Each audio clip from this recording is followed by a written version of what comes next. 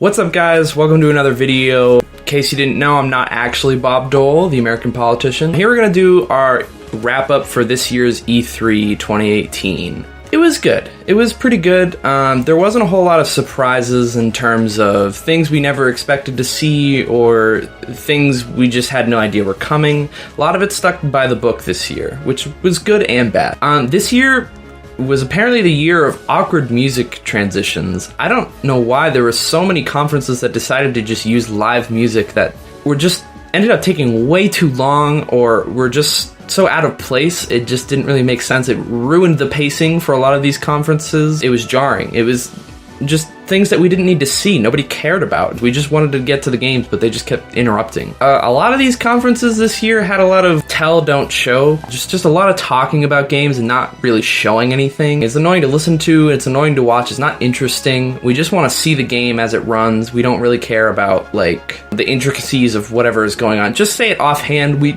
just want to see what it looks like. There's a lot of issues with time, too. Time was so weird at E3 this year. There were so many conferences that were either too long or too short. The Square Enix conference was only 20 minutes or something like that. The Bethesda conference was an hour and a half, and it really shouldn't have been, but we'll get to that. Also, a lot of the reveals this year were just videos. It's just, this exists because we have a video of it. That's cool, but we didn't see any gameplay. There's no substance there.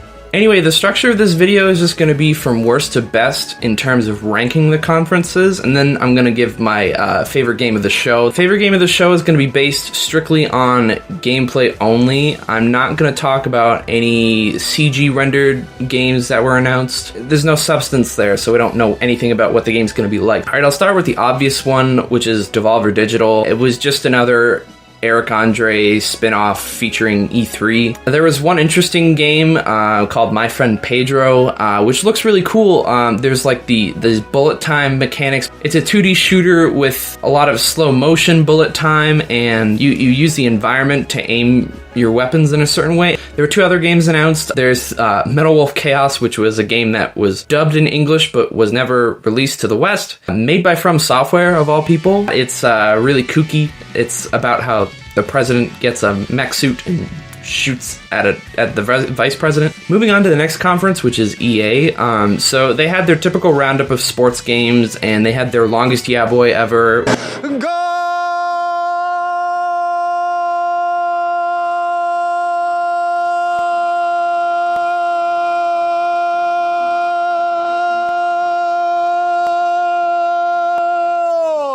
A lot of lackluster reveals. It was just kind of like, you know, the typical like FIFA, NBA, even for like Battlefield 5, it didn't get much of a trailer. It was just the devs talked for a little while. All they did to show these new mechanics and stuff like that is just one quick demo, but we didn't get much. It was just like a really short trailer of this new battle royale mode. There was no substance. It was similar to the trailer they had already released. It was just like they had these little tidbits that they had talked about. It wasn't that great. There were a couple indie games that they announced, Sea of Solitude, which looked really interesting, and Unravel 2.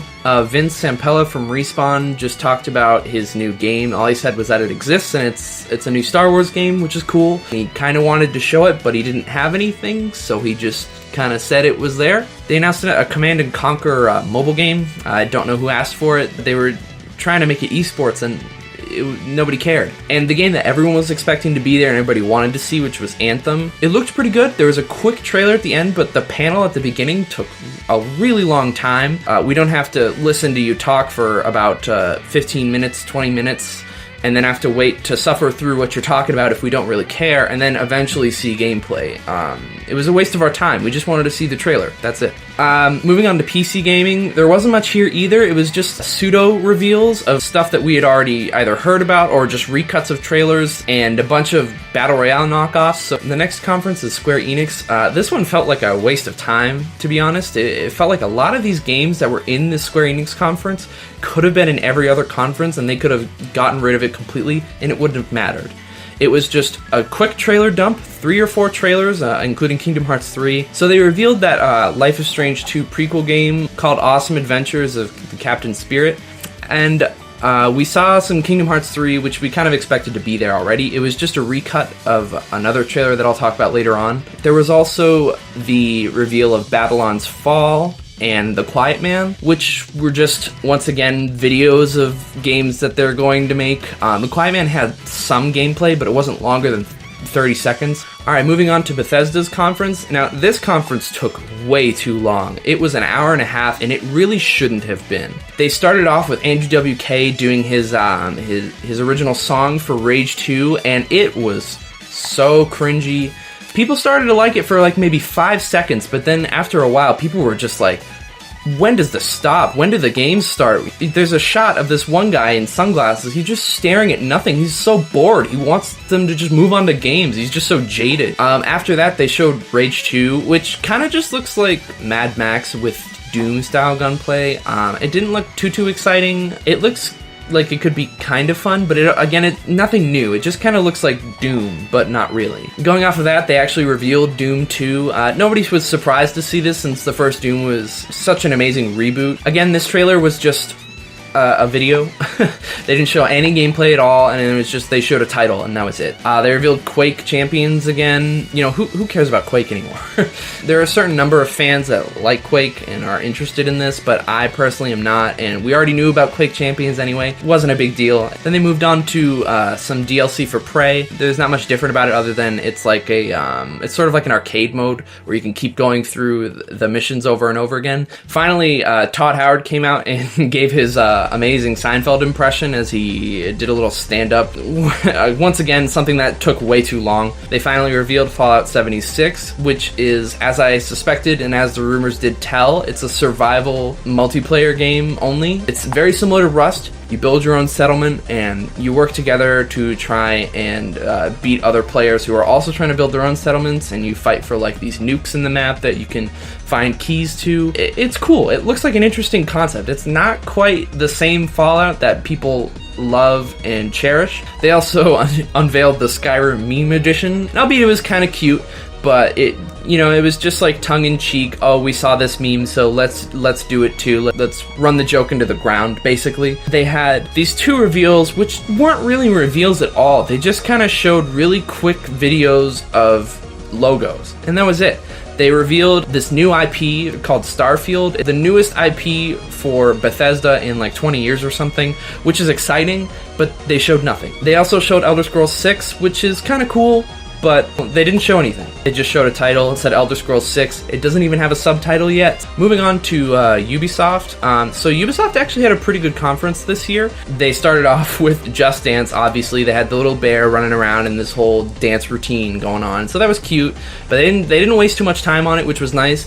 They started off, once again, with Beyond Good and Evil 2. So this game actually looks pretty nice. They had a couple essentially tech demos and stuff of some like minor gameplay. They actually announced this really cool partnership with Joseph Gordon-Levitt and the Hit Record team about how they're going to have player curated content. This is really interesting because I love the Hit Record program and his show. So I think finally incorporating that in a video game of this size is really truly interesting and could, turn into a really impactful way of developing a video game that we haven't really seen before. They had the Trials developer come out in his best Evel Knievel impression, and he flew through a television on stage. And then they showed off the Division 2. I really liked the first Division, but it kind of was a little bare when it first came out. A lot of the repetitiveness of like console MMOs started to show a lot. It was very Destiny-like at the beginning. So I'm curious to see what they've learned from the original game and how they're going to incorporate that into creating the Division 2. Once again, they had another musical interval. I don't know what it is about this year, but they had one for the Donkey Kong DLC for Mario & Rabbids Kingdom Battle, so that's coming out. After that, they unveiled some Skull and Bones, which is looking a lot like a ramped up version of Assassin's Creed 4 minus the Assassin's Creed aspect of it. After that, they announced Frodo making a video game, aka Elijah Wood, came out with this game called Transference. The video game development is based out of a movie studio, so it'll be interesting to see how the storytelling develops there. After that, they showed more of Starlink, which is this game that's sort of like Disney Infinity or like that Lego game where you can build your own ships and you connect them to your controller and then it transports it into the game. This would be a game that would be way cooler if I were like 10 years younger. I would be so much more interested in this. But they did unveil Star Fox, which is really cool. Like another really cool Nintendo partnership for Ubisoft. And lastly, they ended with Assassin's Creed Odyssey. This game actually looks pretty interesting. They're kind of running off the heels of Origins, which is okay, I guess. I don't want them to fall into the same trap as they did with the previous Assassin's Creed games where they just kind of kept making them and making them and making them. Alright, coming in at third is Nintendo. So this conference was pretty good. It was great for Smash fans and Fire Emblem fans, but other than that, it was kind of weak in terms of the games that they had previously announced but hadn't shown anything about. A lot of these games we expected to be here but weren't there. They started off the conference with this new mech shooting game called Daemon X Machina. They didn't really show much other than just some gameplay of you shooting some rockets at some other big robots and stuff like that. They unveiled more stuff about Let's Go Pikachu and Let's Go Eevee. Basically the Pokemon Go crossover with the Nintendo Switch that they're doing. Again, a lot of the same stuff that they had in the original reveal, so not a whole lot there. Kind of disappointing because it wasn't the next-gen Pokemon game. After that, they did a roundup of all the ports, remasters and stuff coming to the Switch. We saw, like, Fighters is coming, Dark Souls Remastered. They had, like, that sushi slash game that they have. Of course, Reggie came in and said his body was ready for Fortnite, even though he's probably never played that game in his life and never will. They did surprise us with a Mario Party reveal. They did introduce, like, a new Zero on the dice block, so that could be pretty funny. I like the idea of you being able to mend your two Switches together. You can do mini games that way. It looks like an interesting concept. I don't know how that would play out as far as like how many players would want to even do that. Then they unveiled the new Fire Emblem game, and I don't know why, but it's called Three Houses, which kind of sounds like a horrible 90s sitcom. You can shift formation during battle, which seems pretty interesting. It looks like your army or your squad kind of moves as a group now. It adds like a little added layer of strategy as far as how you engage enemy combat. They revealed more Octopath Traveler, which again looks really interesting, but they've already had a demo. They're releasing another demo before its July release. And of course, the bread and butter of this conference was Super Smash Bros. Ultimate, which is coming out in December. A little bit later than everybody kind of thought, but they had a really long-winded but relatively concise presentation. All the new characters, which is literally everyone. They're bringing back everyone from every single Smash game, which is ambitious but amazing. And they showed off a lot of the new mechanics that are in the game. They're bringing back melee-esque directional air dodges, and they also have like a new perfect shield system. It's a big improvement from kind of the floatiness and like the lackluster speed of Smash for Wii U, and it looks pretty well polished already for how long it's been in development and how we've only just seen it now, just aside from some of the few quirks that people have noticed. But again, for Nintendo, this kind of took up most of their conference. They didn't really show a whole lot of anything else, but the stuff that they did show for Smash was really exciting. Coming in at second place is Microsoft. This was really tough between Microsoft and Sony, and their conference was probably the most concise and well-developed out of all the conferences at E3. My only reason why Microsoft is second is because a lot of what they showed can also be played on PC and other platforms. They were held up a lot by their third-party support. They had reveals for their first-party games, but they were kind of few and far between. We saw Halo, we saw Gears of War, but they weren't substantial in any way. The Halo was just another video trailer. Gears of War 5 they showed off. Again, no real gameplay of any kind, just another cutscene. They had a lot of really interesting third-party support. The conference itself, there was not a lot of in-between talking, so they kind of kept it straight to the point, and they talked strictly games. Another game that I'm excited for is the next Forza Horizon. I was surprised that we're getting one this early, but we are. They also announced Devil May Cry 5. They announced a Session, which is essentially just Skate 4. They announced more Cuphead DLC. It doesn't look very different, it's just going to be more Cuphead.